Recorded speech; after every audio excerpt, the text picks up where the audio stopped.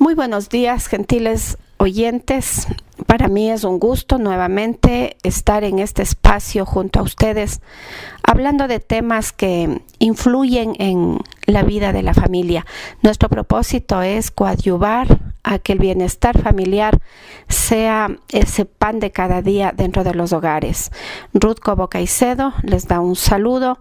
Dejamos la línea del WhatsApp 09956900052 para comentarios. También tengo que agradecer las participaciones de oyentes ambateños que por lo general están viviendo fuera del país. Ellos están siempre en sintonía con nosotros y nos mandan sus mensajes halagadores. Muchísimas gracias por eso. El tema de hoy tiene que ver con la economía dentro de la familia, a su vez que dentro de la sociedad, dentro de la provincia del Tungurahua. Sabemos que tenemos una provincia totalmente fuerte en lo que se refiere a temas desde la agroecología, por ejemplo. El ambateño en general es una persona que se esfuerza por salir adelante, que se esfuerza por trabajar, por reconstruir cada día este terruño tan amado. Y dentro de la ciudad y la provincia, partes importantes, queremos también proyectarnos a ese desarrollo de paz dentro del país. Y la paz siempre viene con el progreso. Cuando hay adelanto, cuando salimos de las aristas de la cotidianidad y dejamos crecer nuestra experiencia en una nueva conciencia, realmente estamos aportando al desarrollo del progreso y al desarrollo de la paz. Tengo como invitado especial a Rafael Bamonde, economista. Él estuvo hace poco tiempo, más o menos unos 2 meses con nosotros, y siempre nos trae temas de interés. Es una persona que realmente le interesa contribuir al desarrollo social y económico de nuestra patria. Rafael, bienvenido. Muchas gracias por estar aquí. Cuéntanos, ¿cuál es la importancia de la economía dentro del concepto de la familia? Es decir, ¿qué es la economía y cómo se puede aplicar al ámbito de la familia? Buenos días, es un gusto estar aquí. Muchas gracias por la invitación. Bueno, la economía es la ciencia que estudia al sistema económico, es decir, el sistema según el cual se organiza el dinero, la industria y el comercio de un país o una región determinada. Este sistema abarca un enorme conjunto de actividades de producción y de consumo que están interrelacionadas. Y la ciencia económica examina a este sistema en orden de determinar la mejor asignación de los recursos que cada una de estas actividades requiere, con el objetivo de hacer al sistema económico lo más eficiente y eficaz posible. Dentro de esta situación, ¿cómo deben abordarse el análisis y los temas económicos en un país como el Ecuador? En un país como el Ecuador que realmente quiere un mejor mañana, que quiere un mejor futuro para sus hijos. Un Ecuador que tiene muchos recursos y muchas riquezas naturales dentro de sí.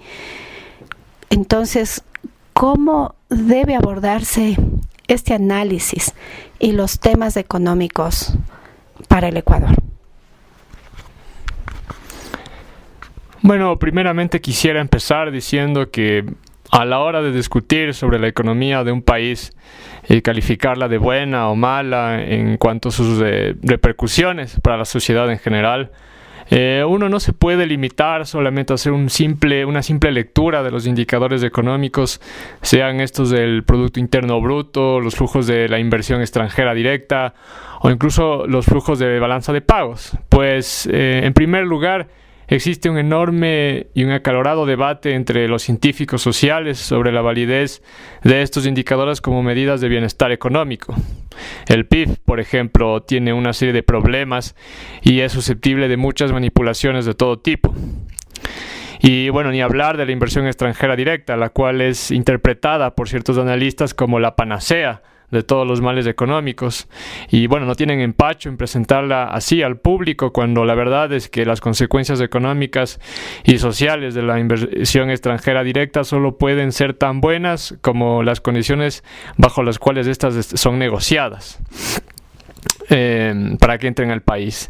Entonces, por ejemplo, no es lo mismo las condiciones bajo las cuales la inversión extranjera directa entra a China, por poner un caso, donde las condiciones negociadas por el gobierno chino consisten en que las compañías hagan una transferencia de tecnología, de conocimiento, incluso en algunos casos hacen una transferencia de la propiedad de la planta y el equipo, es decir, las fábricas, al finalizar los periodos negociados, y donde además solo pueden contratar personal e insumos locales. Estas condiciones, por ejemplo, son muy diferentes con las condiciones bajo las cuales la inversión extranjera directa entra en países como Sierra Leona, como Zimbabue, Botswana, donde, y como numerosos estudios lo indican, las condiciones sociales y económicas empeoran horriblemente tras la entrada de estos capitales.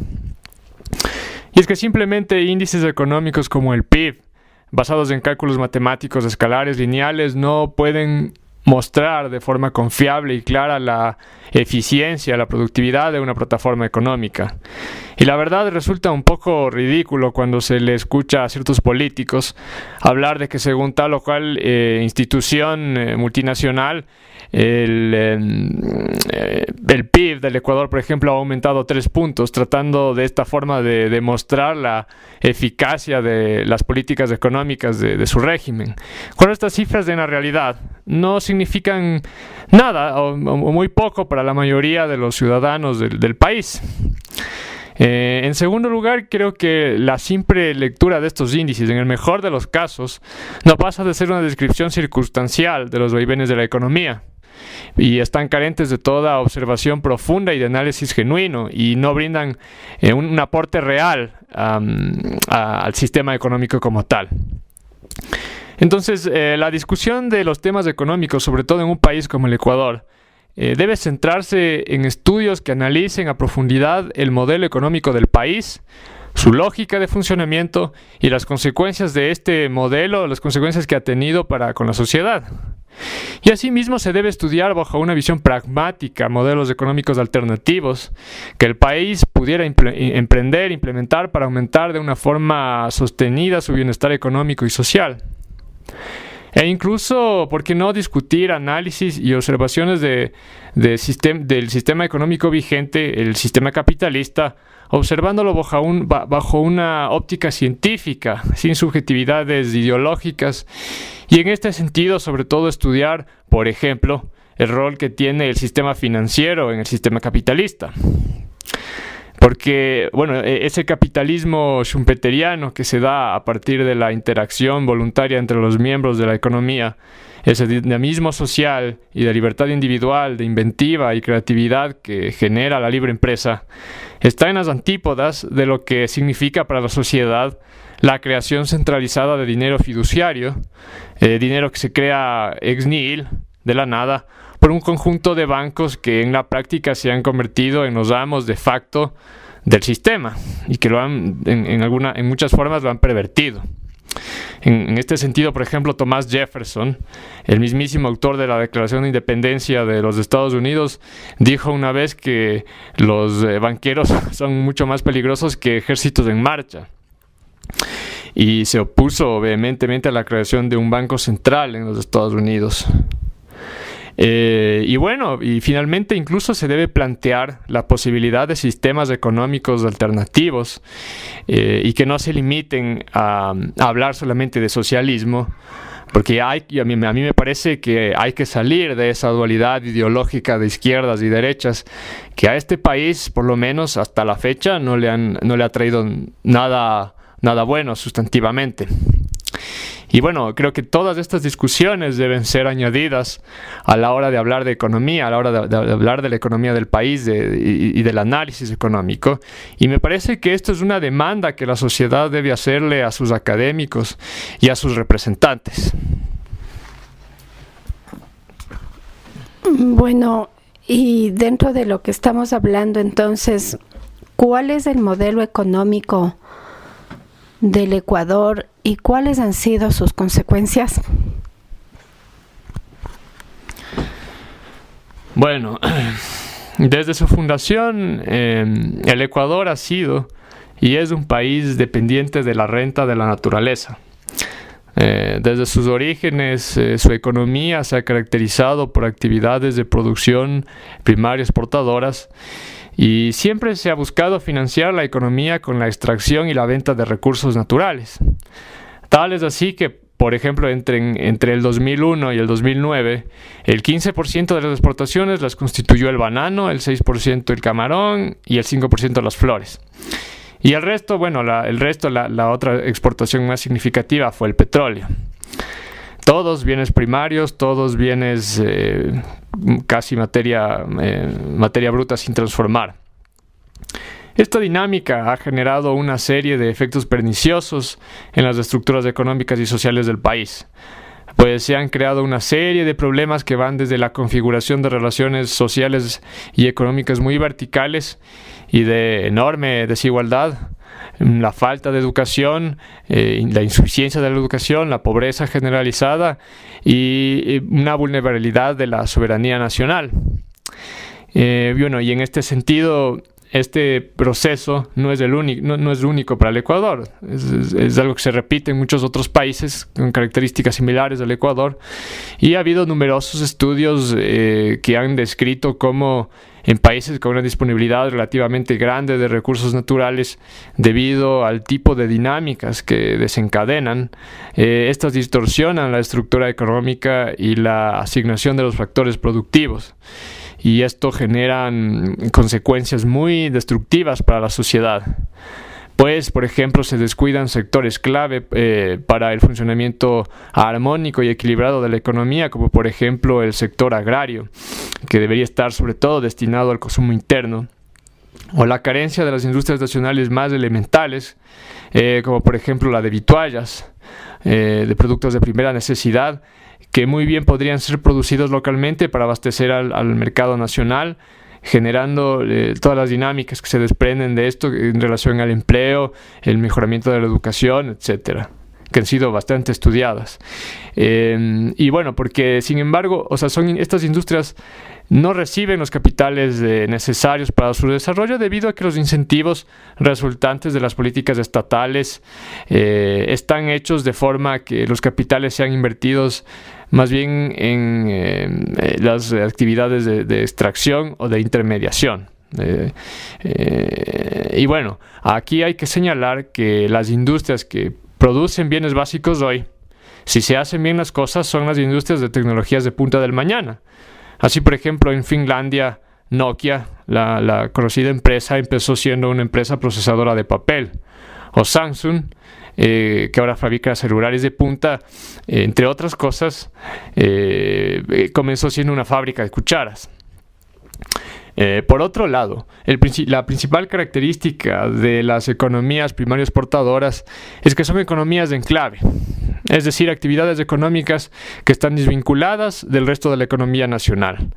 Esta situación acarrea una serie de consecuencias muy negativas para la sociedad que van desde la destrucción de los ecosistemas naturales, cuando son actividades extractivas agresivas, la corrupción generalizada en el sector público, hasta la hiperconcentración de los ingresos. Pues se genera un proceso regresivo de la distribución del ingreso nacional que reconcentra la riqueza en pocas manos. Y es una situación que se agudiza por una serie de procesos sistémicos que la mantienen porque la retroalimentan.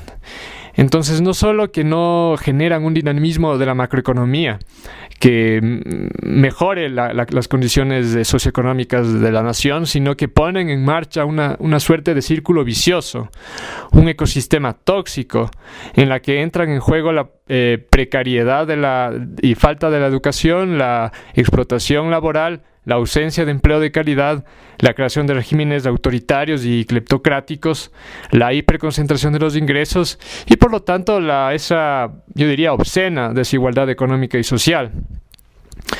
todo esto conforma un sistema perverso donde cada uno de estos factores que acabo de describir, por ser de los más importantes, perpetúan y sostienen la existencia del resto de los otros factores. Lo que, bueno, esto es la definición propiamente dicha de lo que es un sistema. Y así, por ejemplo, estudios han mostrado como una sociedad con una educación precaria e insuficiente, altamente desigual, tiende a perpetuar la pobreza generalizada y a originar gobiernos autoritarios y corruptos, que a su vez perpetúan esta educación precaria y que mantienen el status quo en cuanto a la estructura económica en la que medran los grupos económicos a los que en realidad sirven estos gobiernos, y por lo tanto de la enorme brecha socioeconómica inicial.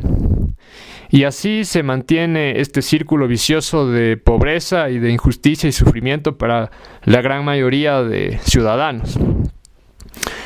Por otra parte, en cuanto a la relación de la economía con el mercado internacional, este modelo primario exportador genera una desventaja sostenida con relación a los países industrializados, ya que es imposible aceptar que todos los países productores de bienes primarios puedan crecer esperando que la demanda internacional sea suficiente, sostenida y continua como para garantizar su desarrollo económico eficiente.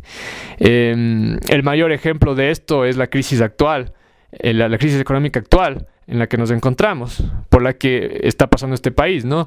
Debido a la que se da, o sea, esta crisis es debida simple y sencillamente a la baja en los precios del petróleo. Adicionalmente hay que señalar que la dependencia hacia los mercados foráneos es paradójicamente aún más marcada en épocas de crisis, ya que la generalidad de los países cuya economía está atada a la exportación de ciertos recursos primarios caen en la trampa de forzar las tasas de extracción de dichos recursos, es decir, los precios del petróleo bajan. Entonces yo para suplir esa disminución en mis ingresos me veo forzado a aumentar las tasas de extracción de petróleo. Y como no soy el único país que hace eso, sino todos mis países competidores hacen lo mismo, aumentan la tasa de extracción para vender más petróleo. Esto hace que el precio del petróleo en el mercado internacional baje aún más. Entonces a este proceso se lo conoce como el crecimiento empobrecedor. Bueno, y además de esto es un hecho bien conocido que de toda la cadena productiva de los commodities, es decir, de los bienes primarios, el porcentaje de ganancia que perciben los productores constituye solo una parte muy pequeña de las ganancias totales.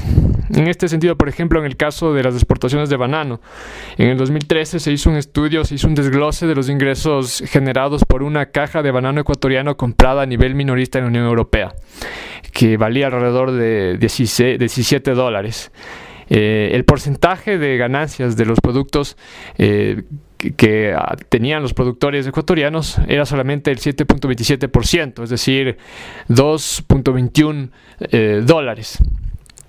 Entonces vemos como esto también produce una gran afectación a los productores. Además, como en las economías primarias exportadoras no se produce prácticamente nada, Venezuela sería el caso más patético. Se ven obligadas a importarlo todo, incluso hasta los alimentos, lo que hace que el aparato productivo quede sujeto a las vicisitudes del mercado de una forma brutal, sin tener cómo poder hacer nada al respecto, porque importa bienes que son de primera necesidad, incluso en el caso más patético como el de Venezuela, el de los alimentos, pero bueno, también se importan bienes de capital que son indispensables para las actividades primarias exportadoras.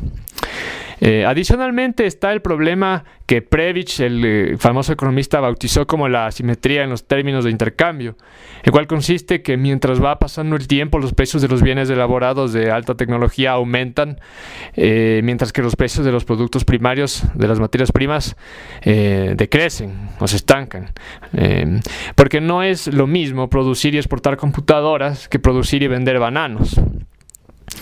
Lo que se traduce en un empobrecimiento sostenido de las economías de los países primeros exportadores. Ahora, pueden haber periodos de tiempo en el que los precios de algún commodity suban. Sin embargo, esto es algo relativamente inconsecuente debido a que la tendencia general es su estancamiento o su disminución, y además las dinámicas que se desencadenan en lo social como en lo tecnológico y lo académico cualitativamente son muy diferentes.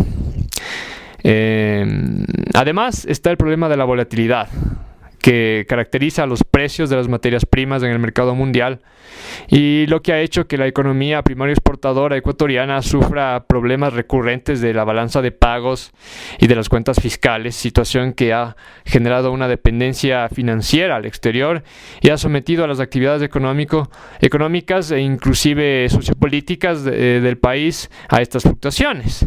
Y esto es algo que tiene una gravedad mucho mayor debido a que nosotros somos una economía dolarizada y el funcionamiento de esta economía depende de un nivel básico de liquidez monetaria en el país, y esta liquidez se ve afectada en gran medida por las fluctuaciones de los precios.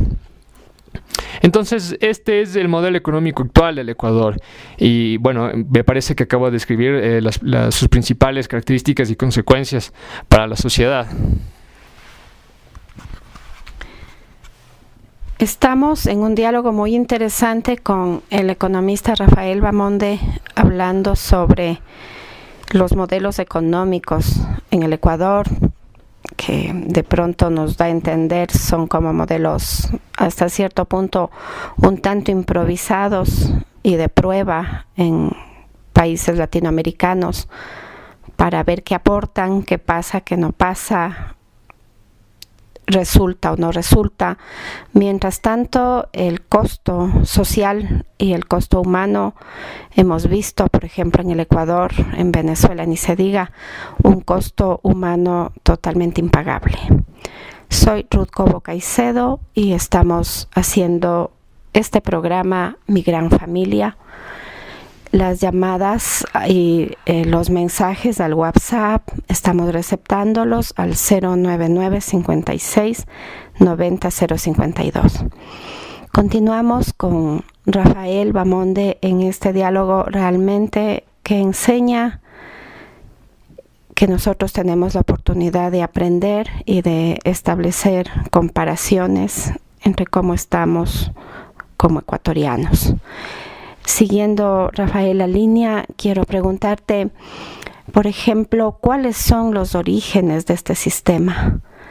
¿Cuáles son los orígenes de este modelo económico que nos has explicado ampliamente cómo ha impactado en el desarrollo y en el proceso evolutivo del Ecuador, sabiendo que también impacta y actúa en el desarrollo familiar, en el desarrollo individual de cada ciudadano?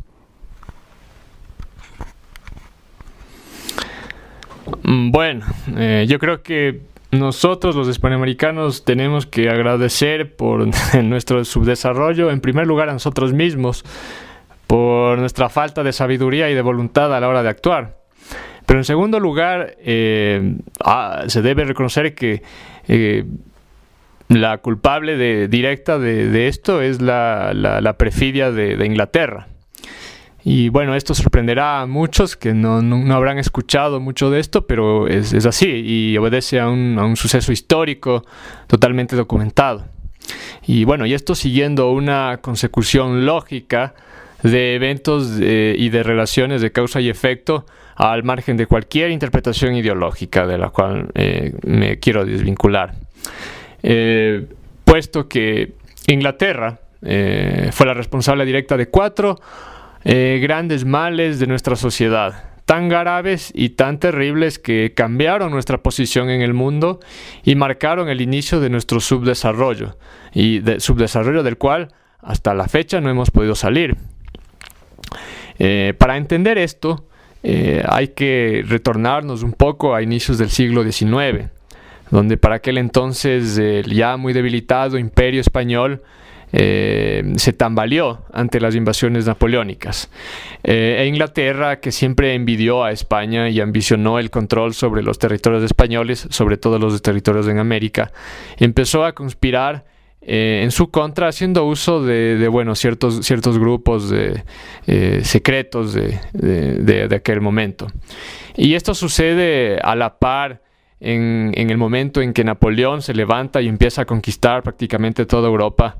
Debemos recordar que el gran proyecto napoleónico era la creación de un imperio europeo, y también debemos recordar que estuvo muy cerca de conseguirlo, y llegó un momento en el que solo le faltaba anexarse a Rusia y a Inglaterra, que no había invadido aún debido, entre otras circunstancias, a su condición geográfica, particularmente Inglaterra, que es una isla, y estaba resguardada por la marina más poderosa de Europa, la Armada Británica. Y bueno, todos sabemos que la campaña de Rusia fue un desastre para Napoleón y marcó el inicio del fin para él. Pero hay que recordar que Napoleón en sus planes tenía previsto invadir Inglaterra tras la conquista de Rusia. Que era, digamos, el postre, si se quiere, pero este fracasa en Rusia y es derrotado totalmente en Waterloo, dejando sin embargo a toda Europa devastada y desangrada por las guerras napoleónicas, y dejando a Inglaterra, que no había sido invadida, como la única potencia, digamos, que quedaba intacta. Entonces Inglaterra, por su parte, tomando ventaja de la ruina y la desolación de Europa, y se convierte en la potencia hegemónica mundial, consolidando un imperio eminentemente comercial que emerge, digamos, que llega a su apogeo en la segunda mitad del siglo XIX, tras lograr astutamente un reordenamiento geopolítico que dio origen, entre otras cosas, a las repúblicas hispanoamericanas. Así pues, retomando lo dicho anteriormente, Inglaterra, tras esta explicación, empieza a conspirar contra España, valiéndose sobre todo de sus logias masónicas. Porque no hay que olvidarse que Bolívar, San Martín, O'Higgins, etc., todos estos no solo que fueron financiados por Inglaterra, no solo que recibieron tropas de mercenarios enviadas por Inglaterra, sino que, según muchos historiadores, fueron agentes ingleses que juraron lealtad ante las logias masónicas inglesas, que tienen por su gran maestre al príncipe de la corona británica. Trágicamente para estos próceres y para las naciones hispanoamericanas, Inglaterra tenía su agenda propia, y cuando estos ya no le sirvieron más a Inglaterra, esta no dudó en traicionarlos. Así tenemos el caso de Bolívar y Sucre, por ejemplo, que fueron asesinados no sin antes haberse arrepentido de todo lo que hicieron. Y en ese sentido son famosas las frases de Bolívar, llenas de amargura y arrepentimiento de sus acciones referentes al proceso independentista. Bueno, y en todo caso, y hablando ya del primer factor que originó nuestro subdesarrollo, consecuencias de estos eventos, es que las guerras de independencia desangraron a los mejores elementos de las sociedades hispanoamericanas de aquel tiempo. Hay que recordarles a nuestros radioescuchas que la llamada Guerra de Independencia en realidad fue una sangrienta guerra civil fratricida que duró más de 10 años. 10 años de guerra. Y es que las tropas regulares peninsulares, es decir, los españoles venidos de la península ibérica, de España propiamente dicha, constituían una parte muy pequeña del bando realista, es decir, del bando que luchaba a favor del rey, de la corona, del imperio. El resto de ellos eran todos americanos.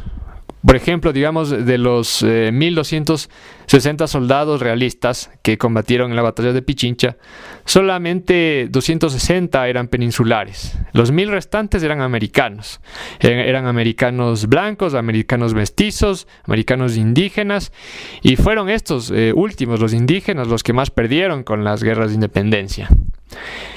Además de esto, posteriormente a las guerras de independencia, en el caso ya del Ecuador, entre 1821 y 1915, un periodo de 24 años, los continuos conflictos armados internos, los conflictos intestinos que todos conocemos en la historia del Ecuador, cobraron la vida de una tercera parte de la población masculina activa del Ecuador. Y estas estadísticas no consideran los muertos ocasionados por las múltiples rebeliones indígenas en todo el territorio nacional, que se rebelaban por los derechos que habían sido arrebatados de ellos por Bolívar y sus coidearios. Entonces esta constante mortandad produjo, por supuesto, el desmoronamiento creciente de la estructura social de la población, un aumento de la escasez de la mano de obra dedicada a actividades productivas, el deterioro en general de la economía, la infraestructura, la poca infraestructura que había en esa época. Entonces todo esto produjo un retroceso y un estancamiento del desarrollo, entre otras funestas consecuencias.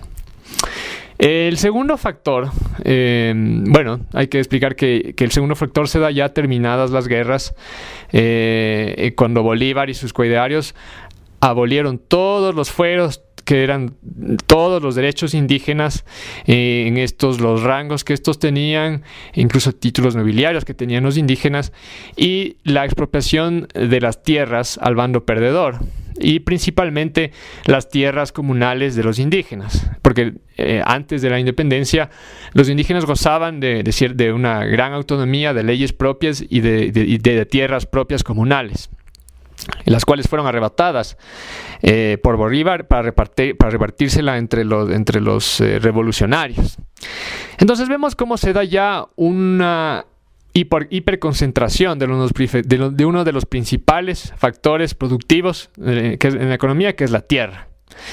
Y es así que a partir de esta expropiación de las tierras comunales indígenas y de la abolición de los contrapesos jurídicos que imponía la corona a las clases terratenientes señoriales de las Américas, que eran las leyes de Indias, un código jurídico creado para la protección de los indígenas, que fueron totalmente abolidas. Entonces, sobre estas bases es que se levantan gradualmente las famosas haciendas del Guasipungo, que eran trabajadas por una mano de obra cautiva, o sea, quienes en muchos casos eran comprados y vendidos con hacienda.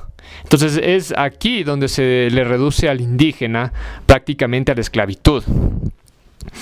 Y esto, no es difícil adivinar todas las terribles consecuencias que van a traer para la sociedad en todos los campos, no solo en el económico. Yendo ya al tercer factor, y esto es muy importante, es que una vez fundada la República, se firman tratados comerciales con Inglaterra, o más bien dicho, Inglaterra impone tratados comerciales de las nuevas repúblicas hispanoamericanas totalmente desventajosos para los intereses nacionales y totalmente ventajosos, por supuesto, para los intereses ingleses. Por ejemplo, el reino audiencia, que era el término jurídico con el que se denominaba lo que ahora es el Ecuador, el reino audiencia de Quito, que era principalmente era para aquel entonces una economía textilera, manufacturera. Esta economía textilera, manufacturera, protoindustrial, fue arruinada por los ingleses en los años de la independencia debido a que estos contratos comerciales que obligaban al libre comercio con Inglaterra trajeron con ello devastadoras consecuencias para Quito y la sierra centro-norte del territorio del Ecuador.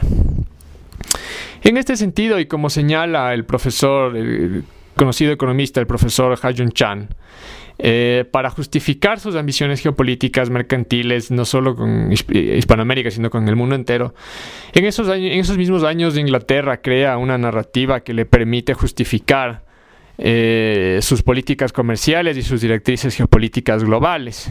Y me estoy refiriendo al liberalismo comercial, particularmente a la teoría de las ventajas comparativas, que es un sofisma económico que fue desmentido pocos años tras su publicación por el economista alemán Friedrich List, que fue el ideólogo que estuvo atrás de la industrialización en Alemania, que fue llevada a cabo por Otto von Bismarck.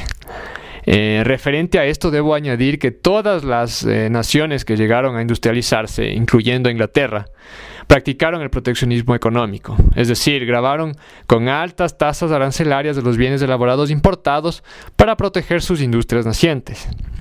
Entonces está claro como las naciones que no tomaron en cuenta, que no practicaron la economía en base a la teoría de las ventajas comparativas, llegaron a industrializarse, y entre estas, digamos, la más notable por sus políticas proteccionistas fue el mismo Estados Unidos de América, un país que incluso se podría decir que debe su misma fundación en cierta medida a una lucha por la política industrial.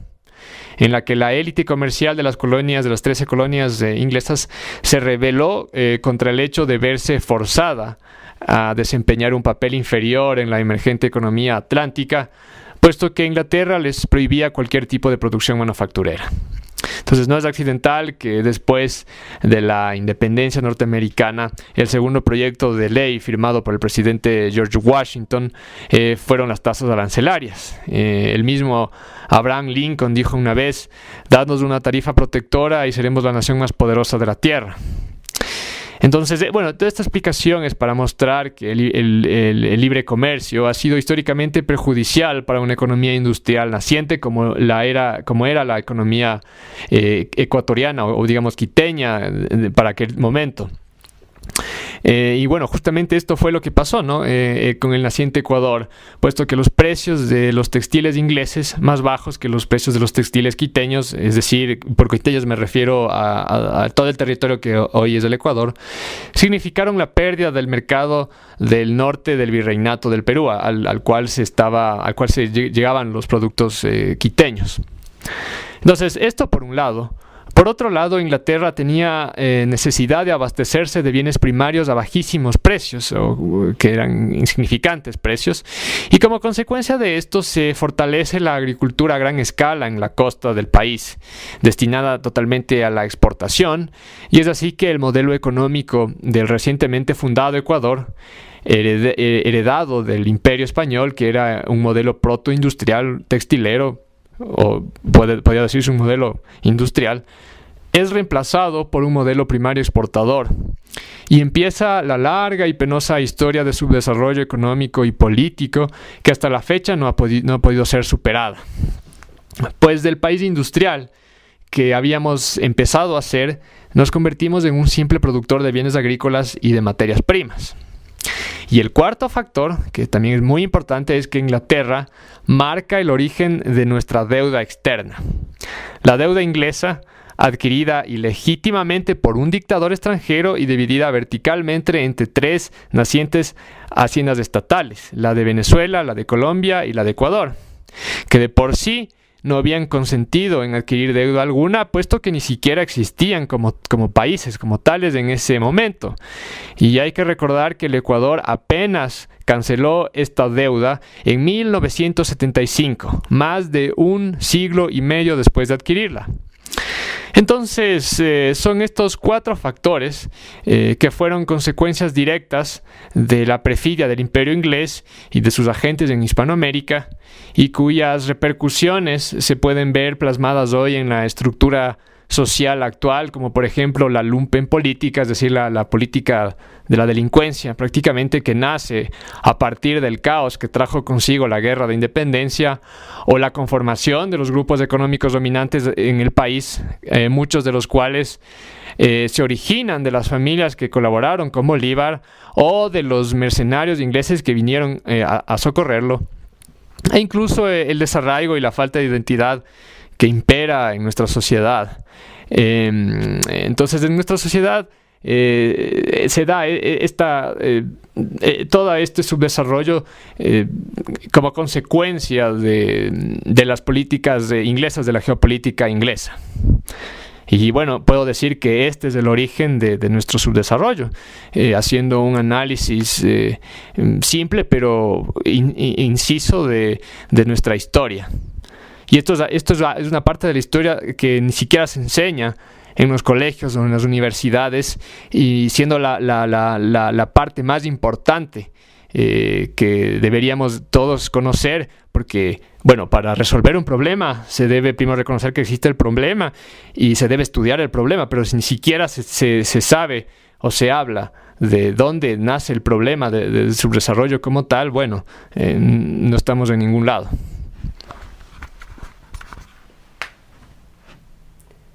Estamos en un sostenido diálogo con Rafael Bamonde sobre temas de la economía nacional, mirando las raíces, los orígenes, desde dónde viene el subdesarrollo, cuáles han sido esas consecuencias tanto dentro de lo social como dentro de lo estatal, como dentro de lo público, como dentro de lo privado. el Ecuador como todo no es algo aislado, no es un ente aislado, está inmerso dentro de una política global, dentro de una geopolítica donde ciertas decisiones venidas de países mucho más poderosos afectan de una manera realmente directa la economía nacional. Soy Ruth Cobo Caicedo. En este diálogo con Rafael Bamonde están la línea del 099-5690-052 abierta para que los mensajes de WhatsApp entren y podamos también tener cómo despejar dudas de los radioyentes. Continuando con este tan interesante diálogo que a la vez ilustra y enseña no solamente desde los espacios de la economía, sino también desde los espacios históricos, pues que sabemos, para saber cuál es nuestra identidad, para tener un arraigo, para sentir que nos pertenecemos, es totalmente importante estudiar la historia, esa rama viva, ese árbol vivo desde el cual venimos a través del tiempo y de situaciones que van pasando y que lamentablemente muy poca gente se sitúa como para poder entender cuáles son esos orígenes. Y como bien lo dijo Rafael, si no miramos el problema, si no lo palpamos, es imposible resolverlo. Entonces, muchas veces queremos dar soluciones parche a las situaciones grandes, pero sabemos que de esa manera no se puede. Ahora, después de haber hecho un análisis realmente global, histórico, tan importante, Rafael, yo quiero preguntarte, ¿de alguna manera se puede corregir esta situación? A lo mejor no todo está perdido, a lo mejor hay cosas que pueden surgir desde el conglomerado social. Entonces, te pregunto, ¿cómo se puede corregir esta situación? Bueno, la respuesta más obvia sería cambiar el modelo económico del Ecuador. Porque esta república ya casi tiene 200 años y durante todo ese tiempo se ha mantenido el mismo modelo económico, el modelo primario exportador, como acabo de explicar, y es decir, extraer recursos naturales y venderlos. Y hasta la fecha, con este sistema no hemos podido salir del subdesarrollo. Incluso ahora mismo estamos enfrentando lo que unos califican de recesión y otros califican de crisis económica, que se debida principalmente a las fuertes disminuciones de los precios del petróleo, que es el recurso natural, el bien primario que, dado el modelo económico del país, mayores rubros representa para nuestra economía. Puesto que el bienestar económico de nuestro país depende de la cantidad y sobre todo de los precios de los bienes primarios que se exportan dentro de este grupo de bienes primarios, el más relevante es el petróleo. Entonces, si bajan los precios del petróleo, bajan los niveles de bienestar económico de nuestra sociedad, y es así de simple. Y como se puede advertir, el problema no es que bajen los precios del petróleo, el problema es la estructura de la economía del país, en extremo dependiente de la extracción y la exportación de uno o dos recursos naturales, entre ellos del petróleo. Y en este sentido, como ya mencioné, puntos más, puntos menos en el PIB, la verdad que no significan nada respecto a la calidad de la estructura económica que, como he explicado, condiciona a este país al subdesarrollo. Einstein dijo una vez: idiota es aquel que, haciendo siempre lo mismo, espera resultados distintos. Entonces, en vez de adoptar políticas que reprimaricen la economía del país, como se ha venido haciendo durante todos estos años, con la excepción de la dictadura militar de los 70s, la que, por otro lado, si hace un análisis general de sus políticas económicas, transformó al país para bien.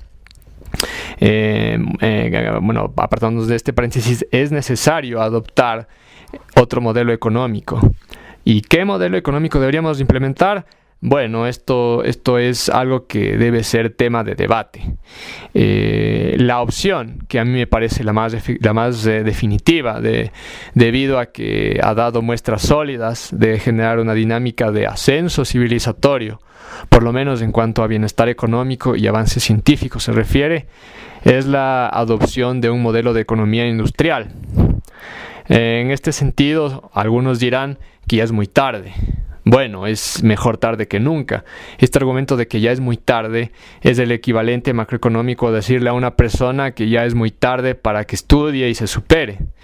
Más aún cuando el promedio de vida del hombre moderno es de 75 años, mientras que la duración de un país o una nación es indefinida en el tiempo. En fin, para subrayar la importancia de un cambio en el modelo económico del Ecuador hacia una economía industrial, es necesaria una comprensión de lo que significa un sistema, de su lógica de funcionamiento, puesto que la sociedad en sí misma es un sistema y la economía es una parte fundamental de este sistema.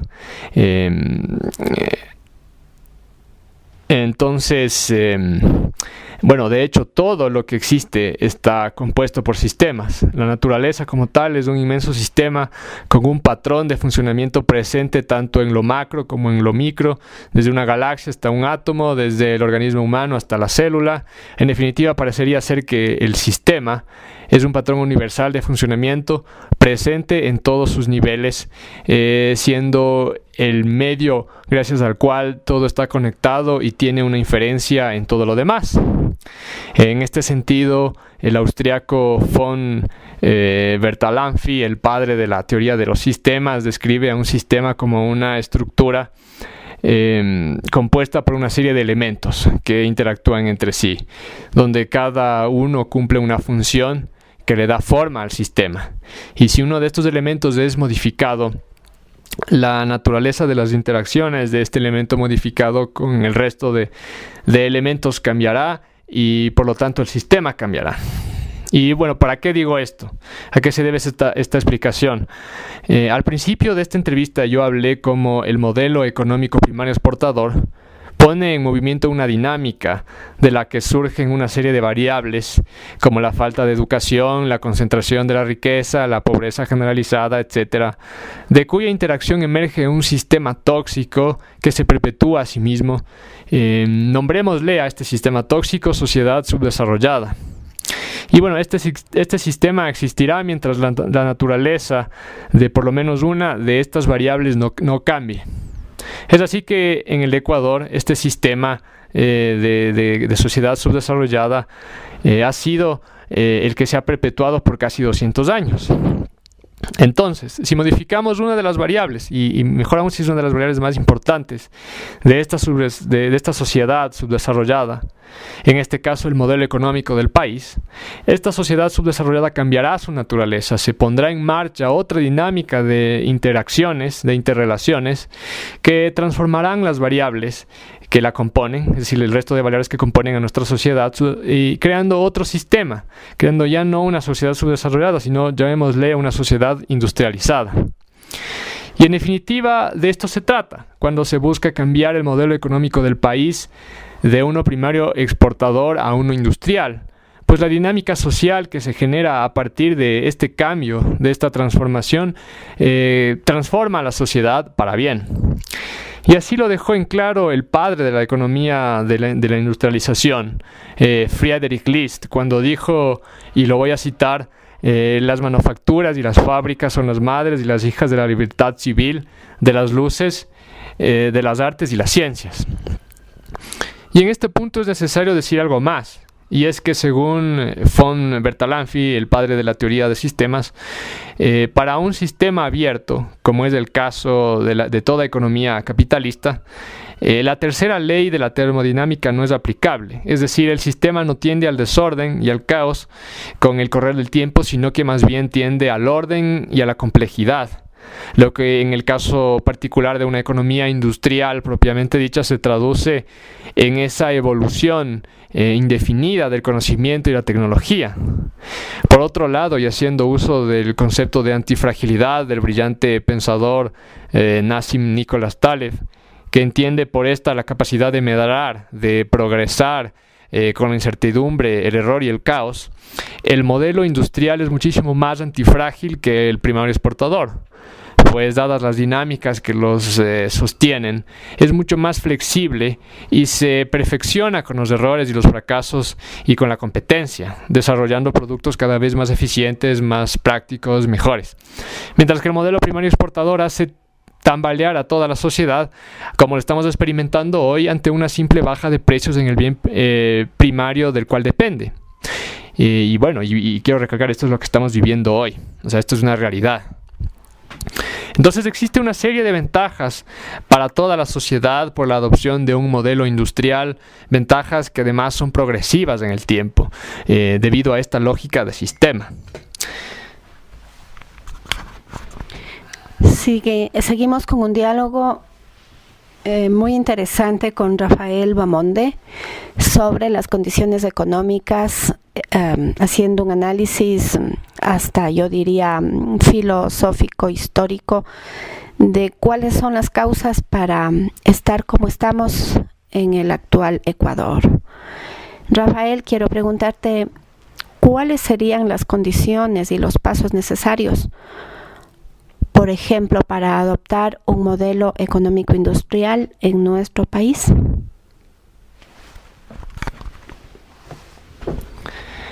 Bueno, primero hay que entender que un proyecto de tal magnitud es de largo plazo. Estamos hablando de 50 a 70 años.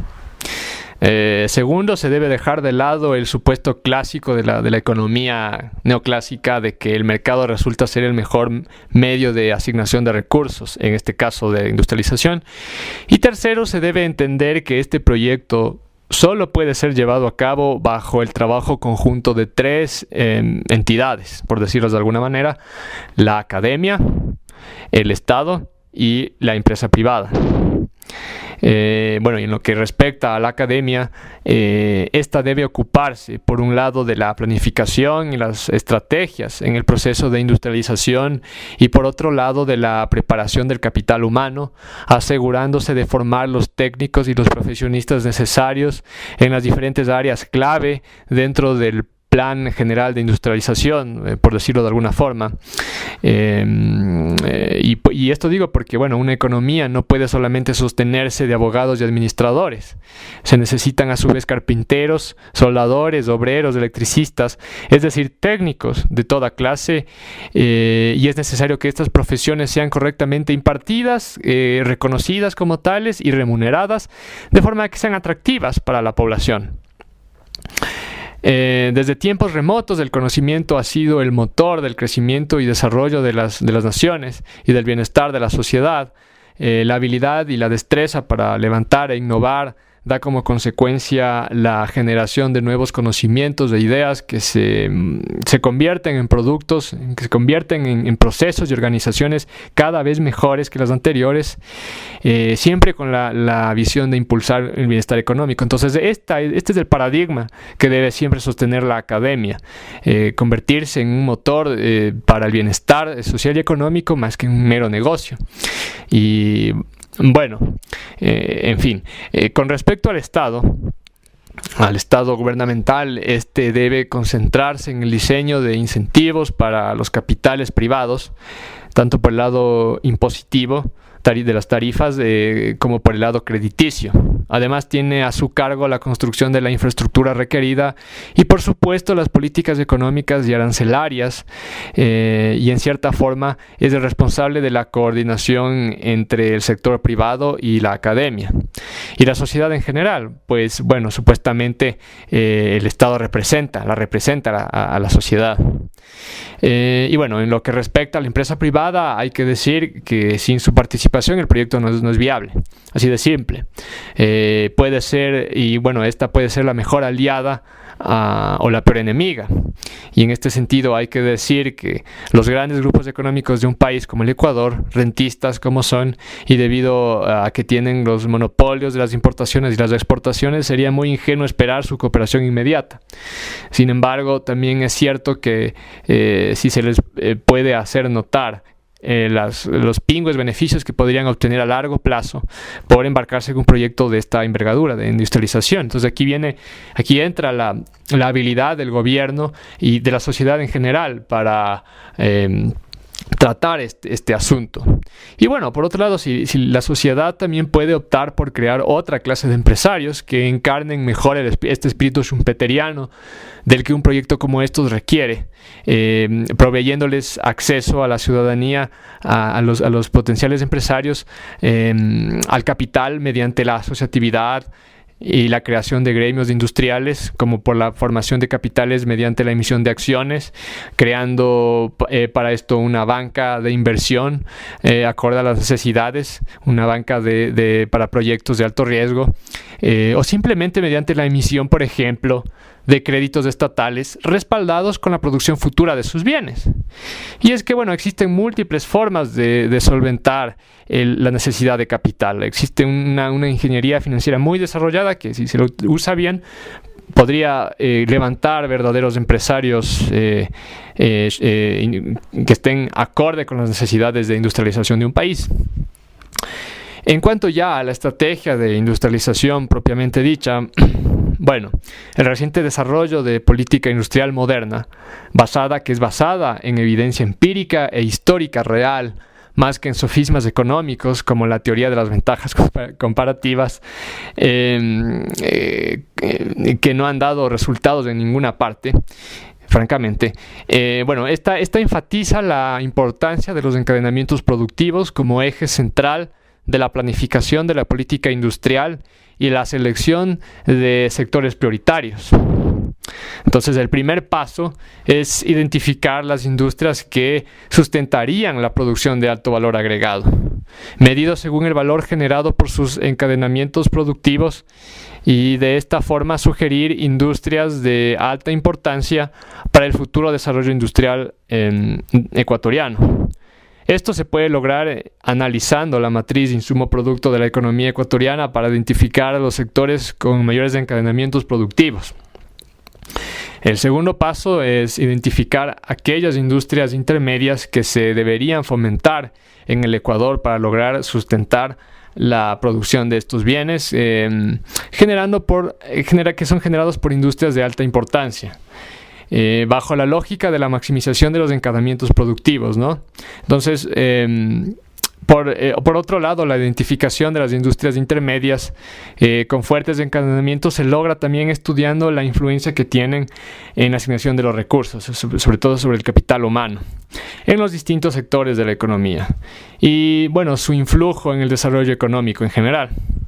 Y bueno, además está el estudio. Estos estudios pueden complementarse, pueden ayudarse mediante el análisis de las economías que ya se han desarrollado, mediante estudiar sus estrategias, con el objetivo de identificar aquellas industrias que con sus encadenamientos productivos sustentan la producción de las industrias de bienes de alto valor agregado.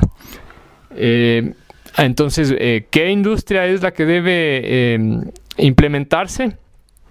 Eso es, como digo, parte de todo este proceso de análisis. Estamos en un diálogo realmente interesante con Rafael Bamonde sobre temas económicos y el despunte de la economía en el Ecuador, el desarrollo de la economía, a su vez, desde los ámbitos macroeconómicos nacionales, influyen directamente en la microeconomía familiar. Y esto a su vez influye en la participación de la persona dentro de este conglomerado social, haciendo de él una persona realmente bien equilibrada dentro de su medio ambiente familiar, o a su vez con carencias y situaciones que lamentablemente hemos visto que por situaciones difíciles económicas al interior de los hogares se rompen y se deshacen. Así, lo pequeño se arrima en lo grande en lo pequeño. Rafael, en este minuto y medio que nos resta, ¿cuál sería tu mensaje, así como en pastilla, para la gente que nos está escuchando? Bueno, tras estas explicaciones espero haber aportado en algo la discusión sobre la economía en el país, y mi mensaje es que este tipo de discusiones son los que se debe demandar a la academia, a los representantes políticos, porque sin esto, o sea, se debe ir a la fuente de los problemas. Sin el análisis de los problemas económicos como tales, no se está hablando de puras banalidades. Entonces, la ciudadanía debe exigir a sus representantes y a los miembros de la academia de su país un discurso y un debate profundo de estos temas. Ese sería mi mensaje. Así es, el pueblo realmente, uno de los baluartes que tenemos es la educación, es el análisis, es la crítica, es la discusión dentro de un margen de crecimiento intelectual también, y dentro de un margen de crecimiento educativo en general. Un país que lee es un país que se desarrolla, un país que estudia es un país que se hace fuerte, y que realmente estamos cimentando de esta manera las aristas para las generaciones jóvenes del Ecuador y para las generaciones que vendrán. Ha sido para mí un gusto, realmente una satisfacción muy grande, Rafael, escucharte. Te felicito, y ojalá muchos más jóvenes como tú en sus diferentes áreas de especialidad profundizarían conocimientos y que tengan esa generosidad de dar al público, porque realmente es dar luz en una situación de oscuridad. El conocimiento es aquello que nos salvará. Para mí, agradecer a la ciudadanía que nos escucha. Gracias por sus mensajes al WhatsApp, gracias también por sus mensajes. A veces recibo al Facebook o al correo electrónico. Abriremos próximamente un Facebook propio para el programa, un correo electrónico propio para el programa. Gracias a Radio Ambato, gracias a todos ustedes, amigos que nos están escuchando. Dios mediante, el próximo sábado estaremos a la misma hora con otra entrega de su programa Mi Gran Familia. Hablo para ustedes, Ruth Cobo Caicedo. Buenos días.